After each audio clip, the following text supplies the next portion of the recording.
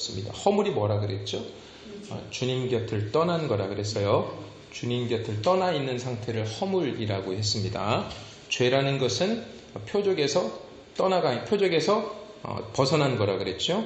그러니까 둘 다 비슷한 거예요. 하나님이 중심이라면 그 중심에서 벗어난 것을 뭐라고 얘기하냐면 허물, 죄라고 하는 것입니다. 하나님을 떠나 자신이 주인 노릇하는 상태, 하나님의 나라를 표적으로 삼지 않고 이 땅을 표적으로 삼아 삶을 사는 존재들, 그들한 존재들을 뭐라고 얘기하냐면 시체의 인생이라 그랬습니다. 죽은 자의 인생이라 그랬습니다. 숨을 쉬고 살아있지만 실은 죽은 자들이라고 말씀을 드렸죠. 그래서 허물과 죄로 죽었다, 이렇게 사도 바울은 우리에게 선언하고 있는 것입니다. 우리가 이렇게 죽은 자로 살아가는 이유는 뭐죠? 우리가 불순종의 영, 사탄의 지배를 받고 있기 때문이라고 했습니다. 그리고 이렇게 사탄의 지배를 받는 자들은 자신의 육체와 마음에 원하는 것을 행하게 되는데, 이것은 자기 자신이 스스로 지금 왕이 되어 있기 때문에 그래요. 우리가 말로는 하나님이 나의 왕이십니다, 하나님이 나의 주인이십니다 라고 고백을 하고 있지만, 실상은 여전히 내가 나의 주인 노릇을 하고 있고 내가 왕 노릇하고 있다는 것이죠.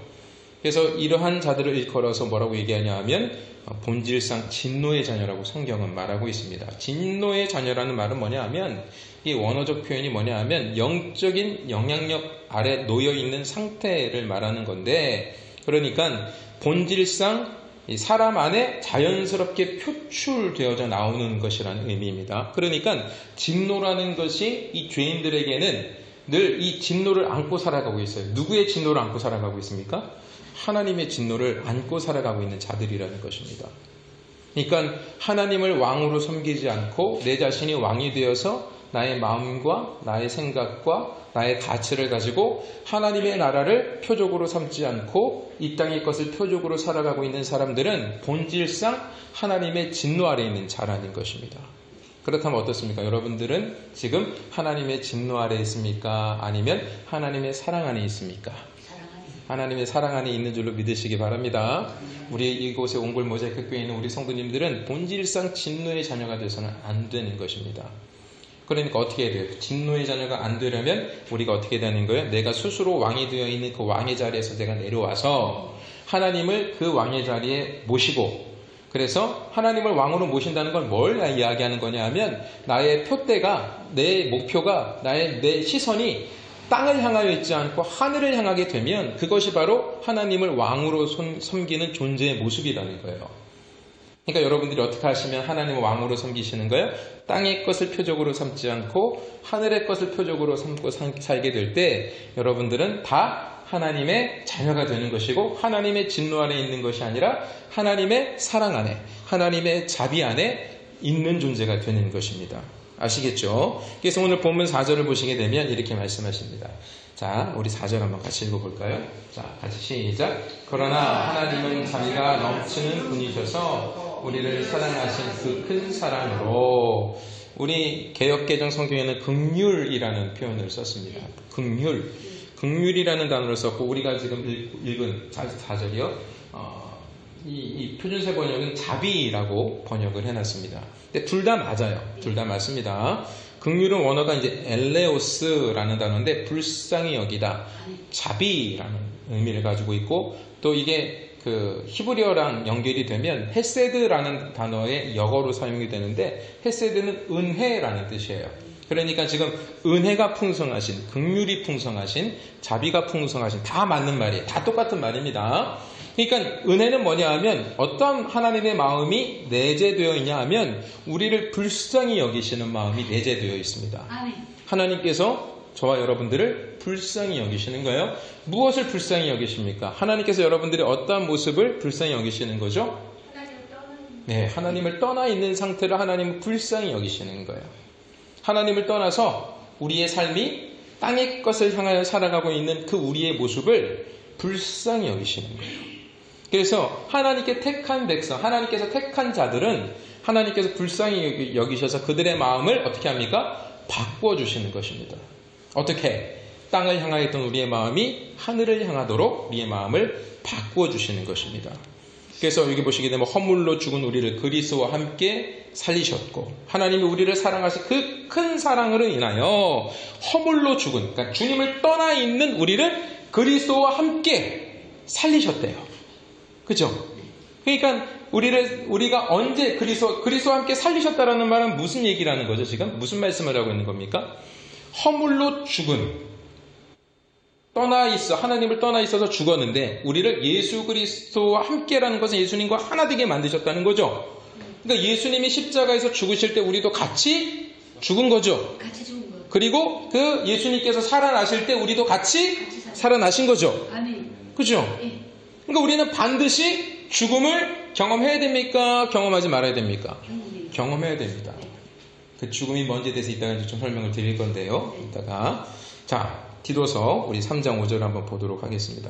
디도서 3장 5절 같이 읽겠습니다. 시작.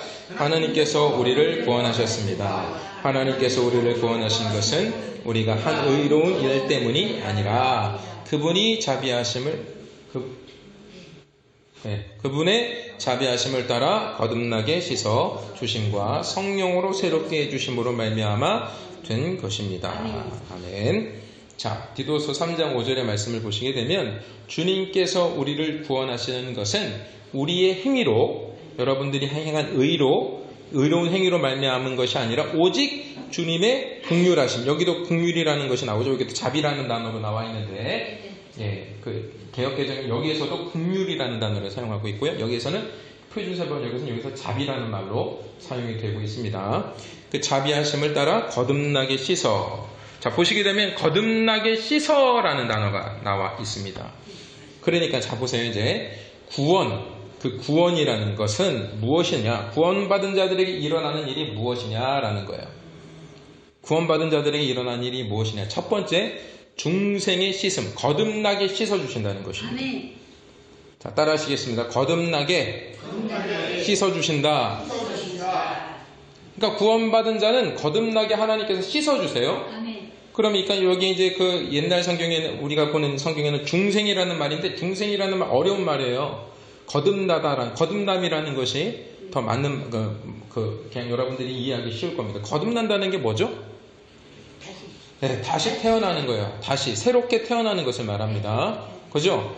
자, 거듭나게 씻어주셨는데, 이 중생, 거듭나다의 원어가 뭐냐 하면, 필랭게네시아라는 단어입니다. 필랭게네시아. 근데 이게 단어의 의미가 뭐냐 하면 혁신이라는 의미를 가지고 있어요. 혁신. 여러분 혁신 들어보셨어요? 뭐 요새 막 그런 거 있잖아요. 뭐 기업의 혁신, 또 이 나라를 혁신해야 한다 이런 말 들어보셨죠? 그게 무슨 의미냐 하면, 혁신을 제가 사전을 찾아봤더니 이게 뭐냐 하면 나쁜 것을 바꾸는 것이라는 뜻입니다. 아멘.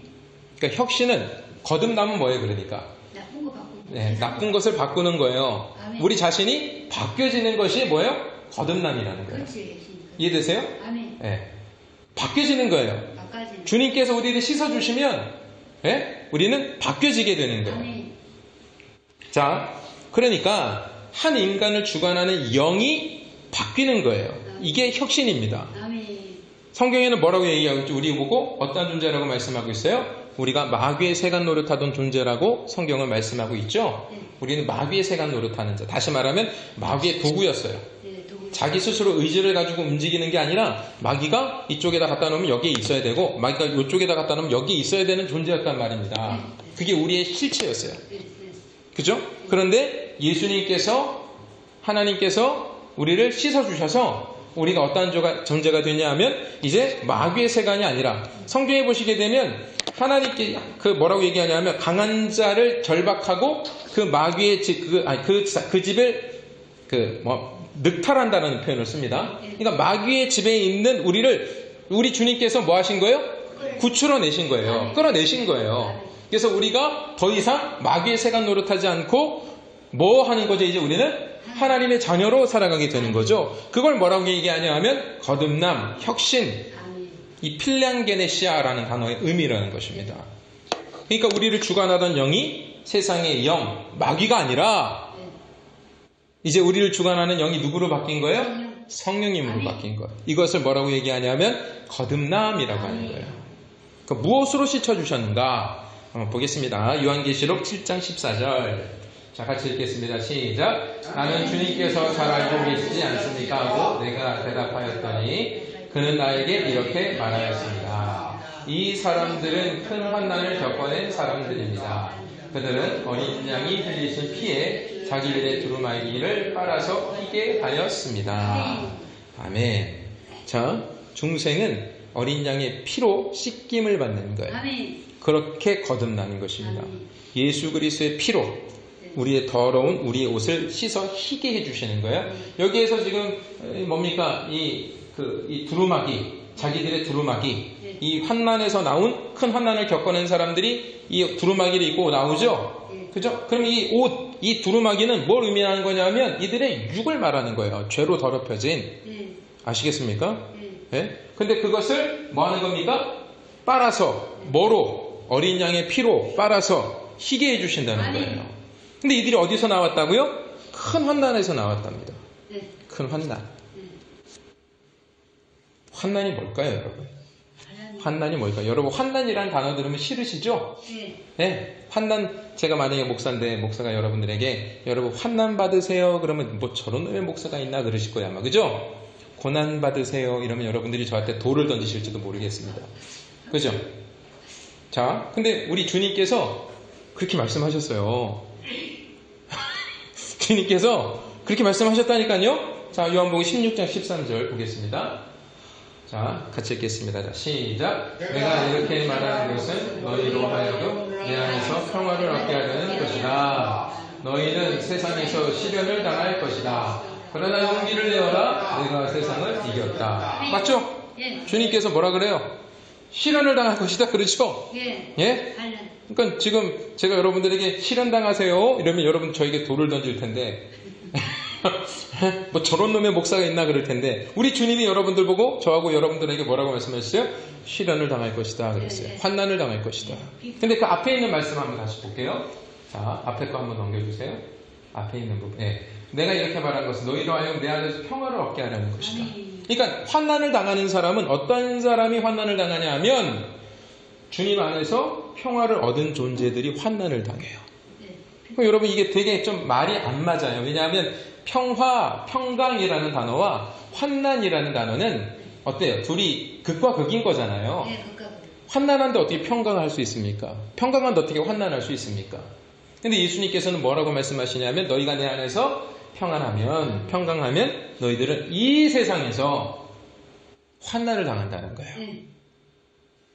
자, 주 안에서 평강하면 그러니까 주님과의 관계가 뚫려요. 주님과의 관계가 내가 옳은 관계가 돼요. 내가 주님을 온전히 믿어서 하나님의 것을 향하여 나가는 존재가 돼요. 근데 세상은 뭘 보고 살아간다고요? 땅의 것을 보고 살아가죠. 그러니까 하늘의 것을 바라봐서 주님과 하나님과 평강을 이룬 존재들은 이 땅에서는 어떻게 됩니까? 환난을 당합니다. 이 세상이 우리를 그런 식이 아니라 제가 지금 설명드릴 거예요. 자, 그러니까 이게 무슨 의미냐면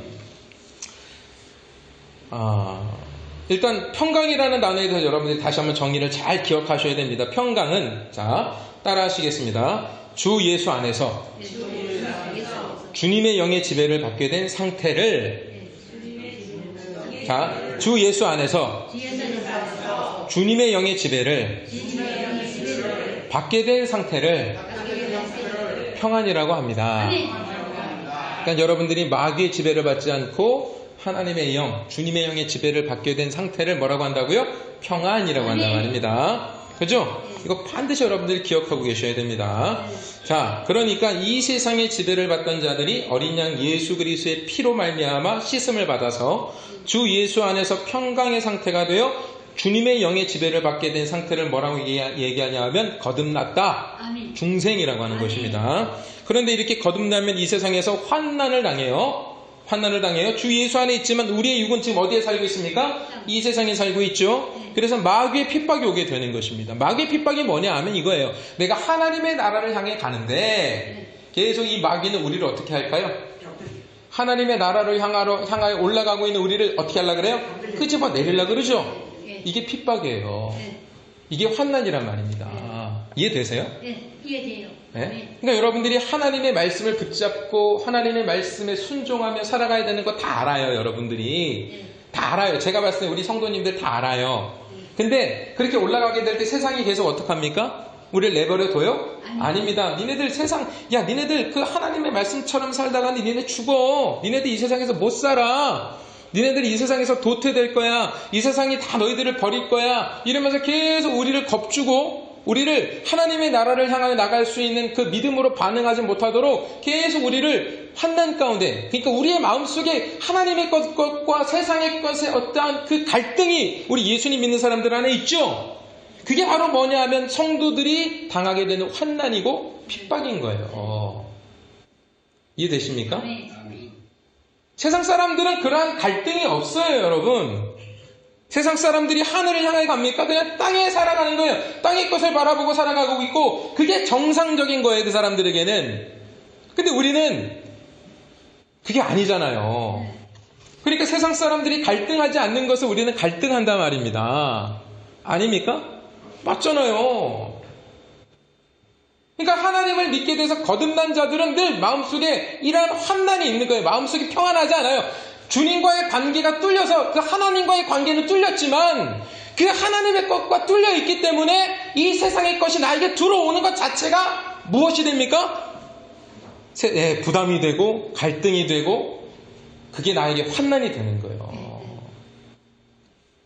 그럼 어떻게 됩니까? 그 싸움이 있다는 것만으로 우리가 하나님의 자녀라는 것이 증명되는 것인가요? 아닙니다. 그 싸움이 있지만 이제 그 말씀을 오늘 좀 나눌 거예요. 자, 힘듭니다. 거듭났기 때문에 힘들지만 예수님께서 뭐라고 선포하셨죠? 이 뒤에 말씀 다시 한번요. 자, 뒤에 말씀. 네. 자, 보세요. 용기를 내라 그랬단 말입니다. 용기를 내라 그러셨어요. 용기를 내라는 의미가 뭔지를 아십니까, 여러분? 힘을 내고, 내가 주님의 힘으로 이겼다. 여기 보시게 되면 내가 세상에 이겼다 그랬죠? 주님이 이겼기 때문에 우리에게 뭐 하라는 거예요? 용기를 내라는 거예요. 자, 주님이 이기셨습니다. 따라 하시겠습니다. 주님이 이기셨습니다. 여러분들이 이기는 거 아니에요. 저와 여러분들이 못 이겨요. 주님이 일단 다 이겨놓으셨어요. 그럼 우리는 뭘 하면 되냐 하면, 뭘 하면 되냐 하면, 끝까지 싸우는 거예요. 이 싸움을 내려놓으면 안 됩니다. 무슨 말씀인지 아시겠습니까? 늘 이 환난 속에서 살아가는 거예요. 주님과 평강이 있는 자들은 늘 이 환난 속에 살아가는 거예요. 늘 이 갈등 속에 살아가는 거예요. 제가 드리고자 하는 말씀은 뭐냐 하면 여러분들이 하나님의 뜻에 어긋난 것을 편안하게 주님이 용서해 줄 거니까 괜찮아 라는 마음을 가져서는 안 된다는 이야기예요. 무슨 말씀인지 아시겠어요? 그럼 마귀가 주는 마음이라니까요. 주님은 절대로 우리에게 죄에 관하여서 너희들 괜찮다라고 말씀하시지 않았습니다. 이 죄가 얼마나 무서운 거냐 하면 당신의 독생자를 십자가에 못 박고 죽여야 할 만큼 이 죄는 엄중한 거였어요. 아시겠습니까, 여러분? 그 죄의 심판이 우리에게 퍼부어지게 되면 우리 다 죽으니까 우리 예수님께서 우리의 모든 죄를 친히 담당하시겠다라고 아버지 하나님의 말씀에 순종하여 이 땅에서 그 죄를 담당하신 것이지, 이 죄를 예수님께서 그 채찍에 맞으시고 십자가에 죽으신 것이 우리에게 어떤 죄를 지어도 괜찮다라는 그러한 죄에 대하여 무감각해지는 존재로 만들기 위하여 우리를 위하여 십자가에서 죽으신 것이 아니란 말입니다. 예수님의 그 십자가를 바라보고 인하여 그 예수님이 처절하게 죽음을 당하신 그 모습을 볼 때마다 이 죄의 엄중함과 이 죄의 그 악함이 어떠한 것인지를 깨달아서 그 예수님의 십자가를 볼 때마다 우리가 죄로부터 멀어지기를 원하는 주님의 마음이 이 십자가 속에 담겨져 있는 거예요. 근데 오늘날 우리 기독교 신자들이 반대로 가요. 십자가 때문에 더 죄와 친밀해집니다. 괜찮아, 괜찮아 그러는 말을 들으면서. 진짜 여러분 그렇지 않습니까? 죄를 지을 때 우리 귀 속에서 계속 괜찮아, 괜찮아 그런 말 주지 않아요? 그런 말 들리지 않아요? 전 들려요. 내가 죄의 것을 선택하려고 할 때마다. 그러면서 오히려 어떤 마음을 주는지 아십니까? 환난이니까 이 환난의 마음이 주님과 뚫려서 환난의 마음이 그때는 일어나야 되는데 오히려 그때 막 평강이 와. 죄를 지으면서도. 이거 평강이 아니에요, 여러분. 그건 평강이 아니에요, 여러분. 마귀의 세간 노릇하고 있는 상태인 거예요.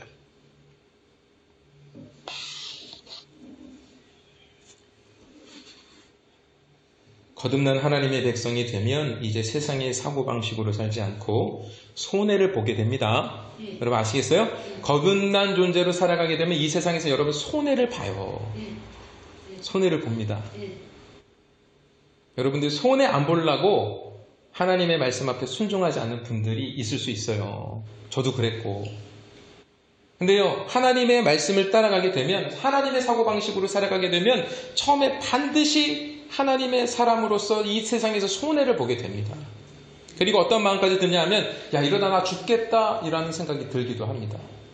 맞아요, 죽어요. 죽습니다. 근데 그렇게 죽어야 어떻게 돼요? 살아나는 거예요. 바닥까지 내려가게 됩니다. 근데 사람들이 그걸 두려워하는 거예요. 그러니까 여러분, 예수 믿어서 구원받는다는 것을 여러분 너무 쉽게 생각하면 안 됩니다. 물론 쉬운 거예요. 은혜니까. 너무 쉬운 건데 우리의 자아가 너무 강해서 어려운 거예요. 무슨 말인지 아시겠어요? 그냥 버리면 되는데, 그래서 쉬운 거예요. 그냥 버리면 돼요. 근데 그걸 못 버린단 말이에요. 왜냐하면 그 버리면 나 죽을 것 같으니까. 예? 제가 중국에 나갈 때, 제가 중국에 2001년도에 나갔습니다.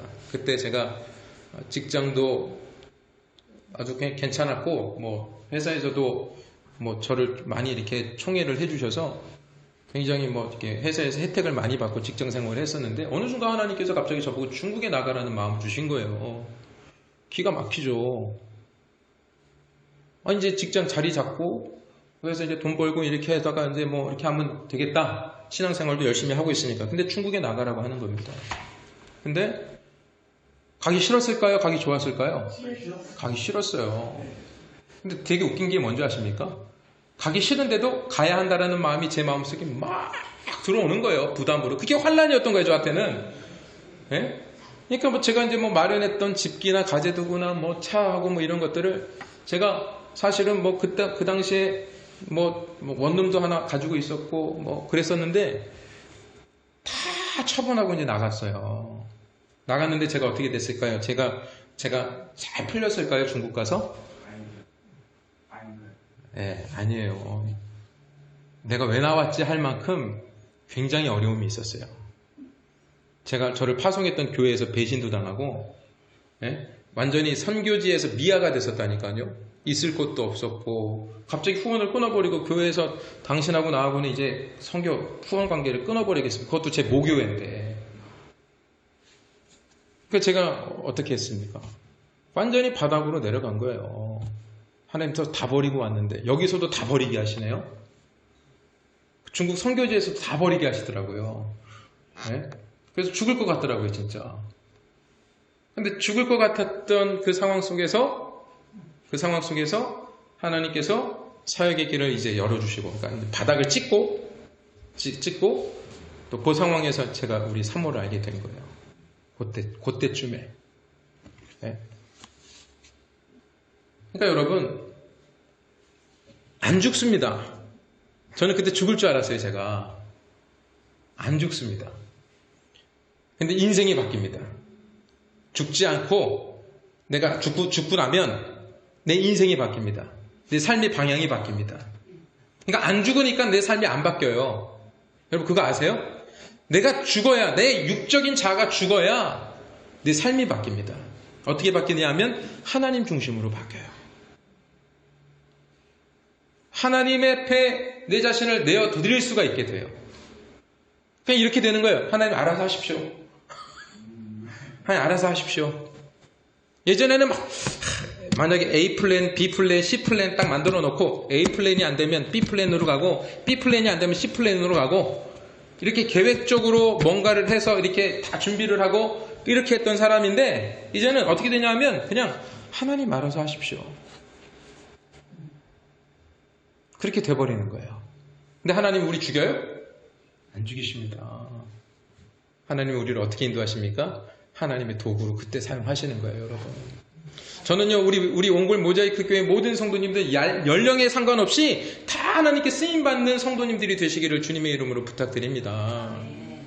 여러분 좀 꿈을 꾸세요. 연세 많으셨다고 해서 내가 이 나이에 무슨 뭐 하나님께 사용되겠어. 그냥 교회나 잘하고 그냥 예배나 잘 드리고. 맞아요, 예배 잘 드리셔야 되겠지만 선교의 꿈을 가지세요. 내가 가진 거 없어도요, 선교하실 수 있습니다.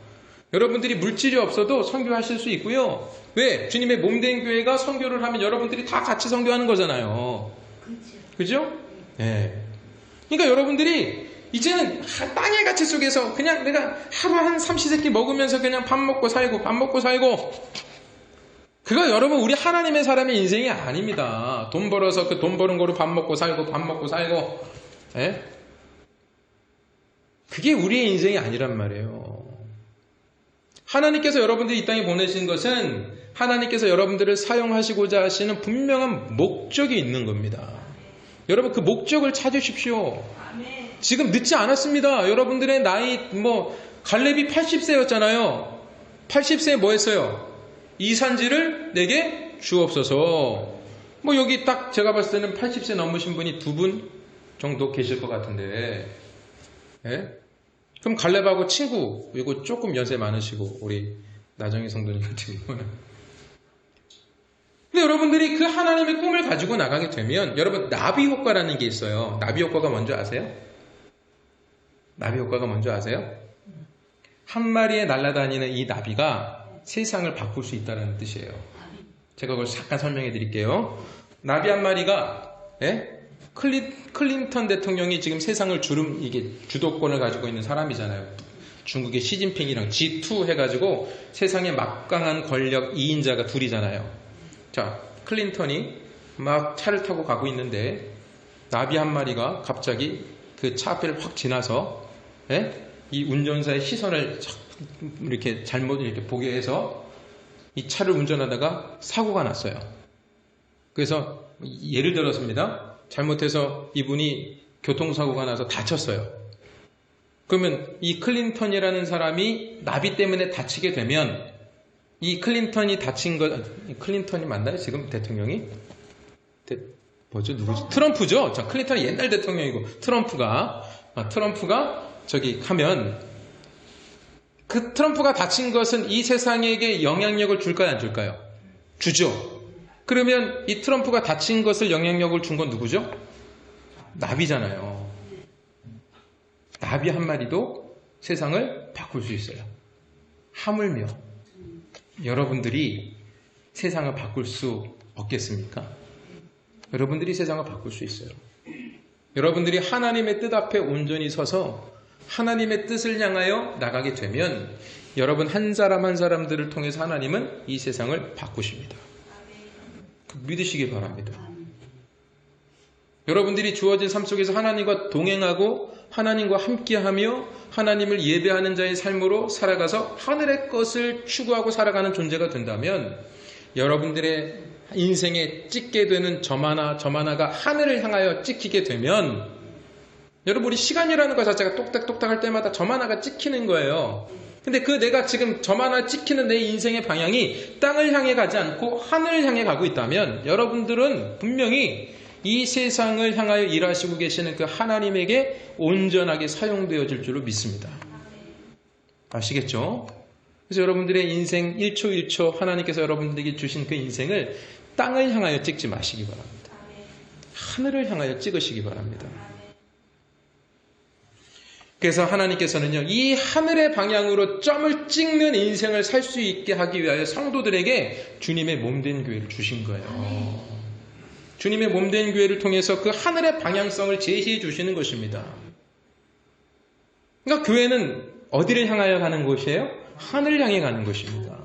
안타깝게도 오늘날 땅을 향하여 가는 거짓된 교회들이 너무 많다는 것이 안타까운 일이지만 아마 땅을 향하여 가는 교회들이 여러분들에게 더 좋게 보일 수도 있을 거예요. 어떻게 보면 여러분 예수님 잘 믿으면 복 받고 세상에서 막 잘 되고 막 이런 것들 물론 잘 될 수 있어요. 그러나 중요한 것은 뭐냐면 온전한 방향이란 말입니다. 하늘을 향한 방향. 자, 히브리서 6장을 잘 보세요. 이게 굉장히 무서운 말씀인데 여러분 오늘 이 말씀 듣고 여러분 시험 들지 마시고요. 여러분들이 온전한 하나님의 사람이 되기를 원하는 마음으로 이 말씀을 제가 한번 나누겠습니다. 자, 같이 읽어볼게요. 자, 시작. 한 번 빛을 받아서 하늘의 선물을 맛보고 성령을 나누어 받고 하나님의 선한 말씀과 장차올 세상의 권능을 경험한 사람들은 타락하면 그들을 다시 새롭게 해서 회개하게 할 수 없습니다. 자, 이게 잘 보시면, 자, 보세요. 지금 한 번 빛을 받았어요. 그죠? 진리의 빛을 받은 것입니다. 그래서 하늘의 선물도 맛봤어요. 그리고 성령까지도 경험한 거예요. 성령까지도 경험한 거예요. 그리고 하나님의 선한 말씀과 장차올 세상의 권능을 경험도 했어요. 그런데 타락했어요. 타락이라는 말이 뭐냐 하면 이것도 똑같은 얘기입니다. 허물과 같은 이야기예요. 곁에서 벗어나다입니다. 자, 빛 진리죠. 하나님의 선물도 진리죠. 성령도 진리죠. 하나님의 선한 말씀 당연히 진리죠. 장차올 세상의 권능 그것도 또한 진리죠. 그 하나님의 진리에서 이걸 경험했어요. 여러분 이걸 경험했다는 건 뭐냐 하면 교회에서 진리의 말씀을 여러분들이 들어요. 하늘의 것을 들어요. 근데 그걸 듣고도 타락하면 뭐냐? 그 진리에서 벗어나면 들으면서도 계속 진리에서 벗어나요. 왜? 자기 고집 때문에 이 세상과 결탁되어져 있던 나의 완고한 고집 때문에 그 진리를 경험했지만 계속 그 마음은 어떤 상태냐 하면 그 진리는 그냥 하나의 들은 것으로에 불과하고 그 진리가 자기의 마음과 합해지지 않아서 듣기는 들었고 경험은 했고 성령 또한 경험했어도 그 진리로부터 벗어나 있으면 이게 뭐냐 하면 이게 타락이에요. 그들은 다시 새롭게 해서 회개하게 할 수 없습니다 라고 말씀하고 있는 거예요. 그러니까 이게 무슨 얘기냐 하면 회개는 뭐냐 하면 여러분 회개가 뭔지 가르쳐 드릴게요. 회개는 뭐냐 하면 마음을 돌이키는 것입니다. 마음을 바꾸는 것입니다. 그러니까 이 회개라는 것이 원어가 메타노에오라는 단어인데 이게 마음을 바꾸는 것인데 어떻게 바꾸는 거예요? 세상을 향한 마음. 진리에서 벗어나 있던 나의 마음을 어디로 옮기는 거예요? 진리 가운데로 옮기는 거란 말입니다. 그걸 회개라고 하는 거예요. 그래서 예수님께서 뭐라고 선포하십니까? 마태복음 말씀. 이거 시작. 그때부터 예수께서는 회개하여라 하늘나라가 가까이 왔다 하고 선포하기 시작하셨다. 자, 회개하라 그러시죠? 그러면서 뭐가 가까이 왔다? 하나님의 나라. 그러니까 하나님의 나라가 너희들 앞에 도래했으니까 땅을 향하여 있던 너희들의 마음을 어디로 바꿔라? 하늘을 향하여 바꾸란 이야기예요. 회개하라는 이야기가. 그래야 여러분 어디로 가는 거예요? 우리가 하나님의 나라로 가는 거예요.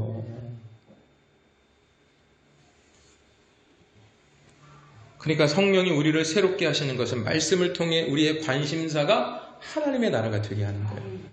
여러분 천국 가는 것에 관심은 좀 있으신가요? 있어요.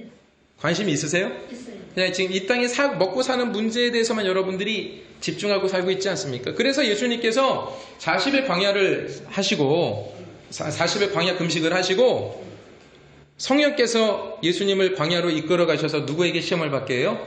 마귀에게 시험을 받게 하죠. 첫 번째 시험이 뭐였죠? 돌로 떡을 만들어라 그러죠. 여러분 그것은 단순하게 먹고 사는 문제, 먹는 것에 관한 이야기가 아닙니다. 세상과 하늘나라의 가치에 관한 부분이에요. 여러분 오늘날 인간들이 다 뭐라고 얘기합니까?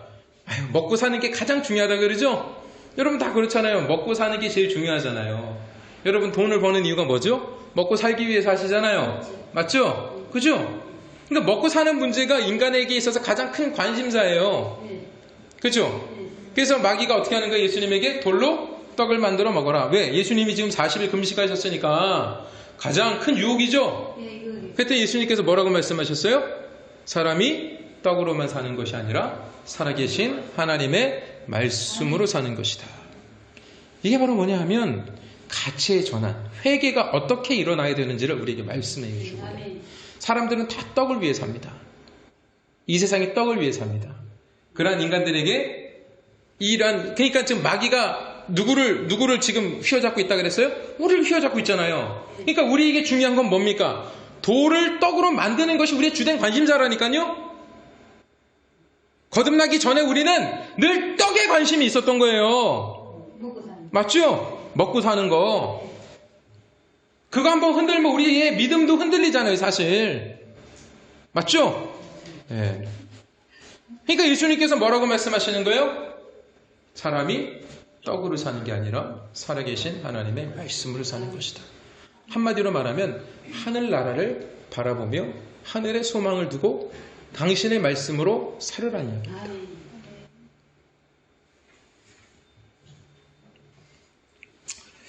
사랑하는 성도 여러분, 우리가 하나님의 나라를 향하여 가기 위해서 제가 예전에도 한번 설교를 드렸어요. 우리 교회에서 우리의 고집을 꺾어야 됩니다. 죄는 고집이에요. 세상과 한참 동안 세상과 결탁되어 살았기 때문에 그게 우리의 고집이 되어 있어요. 무슨 얘기인지 아시겠어요? 우리의 고집이 되어 있다니까요. 이거 놓치면 죽는다. 아까 말씀드린 대로 이거 놓으면 나는 죽어. 난 그래서 이거 놓을 수 없어. 이런 고집이 있어요. 맞죠? 예? 근데 이거 내려놔야 삽니다. 이거 내려놔야 하늘을 향해 갈 수 있어요. 여러분 아니라고 이야기하지 마세요. 왜냐하면 그 내가 붙잡고 있는 이 세상의 것이 나를 하나님의 나라로 가지 못하도록 계속 나를 붙잡고 있는 거예요. 여러분들에게 있어서 내려놓아야 할 고집이 무엇입니까? 다 있으실 거예요. 각자. 저도 있어요. 여전히 있습니다. 그러니까 여전히 저도 그걸 내려놓기 위하여 뭐 할까요? 싸우고 있어요. 여러분들도 싸우십시오. 그냥 난 이렇게 살래 이러시면 안 돼요. 여러분 절대로. 여러분 그게 바로 뭐냐 하면 아까 히브리서의 말씀이에요. 나 그렇게 살래. 그게 타락이에요. 회개할 수 없어요. 마음을 돌이킬 생각이 없는 거예요. 경험은 했지만 그 하나님이 주신 그 진리 가운데로 내 마음을 돌이킬 생각이 없단 말입니다. 그러면 그런 자들은 어떻게 된다는 거예요? 그래서 성경에서 뭐라고 말하고 있는 거예요? 회개할 수 없다 그러는 거예요. 한마디로 마음을 돌이킬 수 없다라는 거예요. 자, 계시록 7장 14절부터 같이 읽어보겠습니다. 시작. 나는 주님께서 잘 알고 계시지 않습니까? 하고 내가 대답하였더니 그는 나에게 이렇게 말하였습니다. 넘겨주세요. 이 사람들은 큰 환난을 겪어낸 사람들입니다. 그들은 어린 양이 흘리신 피에 자기들의 두루마기를 빨아서 희게 하였습니다. 그러므로 그들은 하나님의 보좌 앞에 있고 하나님의 성전에서 밤낮 그분을 숨기고 있습니다. 잠시만요. 자, 보세요. 그들은 하나님의 어디 앞에 있어요? 보좌 앞에 있죠. 하나님과 함께하고 있는 거예요. 그들이 뭐 한다 그래요? 하나님의 성전에서 밤낮 그분을 섬기고 있죠. 이게 무슨 얘기냐면 이게 천국이에요. 네, 밤낮 뭐 한다고요? 주님을 섬겨요. 그게 천국이에요. 여러분 천국 가고 싶죠? 어이? 밤낮 주님을 섬겨야 돼? 나 천국 싫어 안 갈래. 지금 여러분들이 예배드리는 게 지루하고 짜증나고 예배드리는 것 별로 관심이 없으신 분들은 그러니까 천국 가면 할 일이 있어요 없어요? 할 일이 없어요. 어떡할래요? 어떻게 안 가실래요 그러면? 천국 안 가고 그냥 지옥 가는 게 나을 것 같아요? 지옥 가가지고 그 액션 막 아주 그냥 막 무슨 막 여러 가지 고난을 막 이겨내고 이런 아주 활달한 삶을 살기를 원하십니까? 지금 이 땅에서 여러분들이 먹고 살기 위하여 살아가고 있는 이 모습이 사실은 지옥의 축소판이에요. 지금 우리의 인생이 다 경쟁사회 아닙니까? 네? 다 누구를 이기기 위해 살잖아요. 네? 지옥이에요 그게 사실은. 근데 천국은 뭐 한다고요? 하나님만 섬기는 거예요. 주님 안에서 하나 되어서. 다 넘겨주세요. 자 시작. 그리고 그 보좌에 앉으신 분께서 그들을 접는 장막이 되어주실 것입니다. 자, 이 장막이라는 게 스케노라는 단어인데 이게 무슨 얘기냐 하면 거주하다라는 뜻입니다. 자, 그러니까 우리 주님께서 우리들을 뭐 해주신다는 거예요? 우리 가운데 거하여 주신다는 거예요. 거주해 주신다는 뜻입니다. 그러니까 한마디로 주님과 우리가 연합되는 거예요. 그러니까 밤낮 주님을 경배한다는 의미가 주님 계시고 아까 뭐 말씀 자체도 주님이 보좌 앉아 계시고 우리가 그들 앞에서 그 주님 앞에서 막 섬기는 거로 나와 있는데 결국은 이게 무슨 얘기냐면 그들을 덮는 장막이 되어 주신다는 것은 주님과 우리가 하나 된다는 이야기예요. 그러니까 여러분 물리적인 생각, 이 세상의 땅의 것을 향해 있는 사람들에게 이게 이해가 안 돼요. 이해도 될 수 없고. 자, 넘겨주세요. 자, 다시 시작. 그들은 다시는 줄이지 않고 목마르지도 않고 태양이나 그 밖에 어떤 열도 그들을 괴롭히지 못할 것입니다. 보세요. 줄이지도 않고 목마르지도 않고. 이 땅에서 여러분들 제일 문제가 뭐라고요? 먹고 사는 문제라 그랬죠? 그죠? 근데 그 하나님의 나라, 주님과 함께하게 되면 어떻게 된다고요? 줄이지도 않고 목마르지도 않고 어떠한 것도 우리를 괴롭히지 못한다라고 말씀하고 있지요? 이게 하나님의 나라예요. 자, 넘겨주세요. 자, 시작. 보좌 한가운데 계신 어린 양이 그들의 목자가 되셔서 생명의 샘물로 그들을 인도하실 것이고 하나님께서 그들의 눈에서 눈물을 말끔히 씻어주실 것입니다.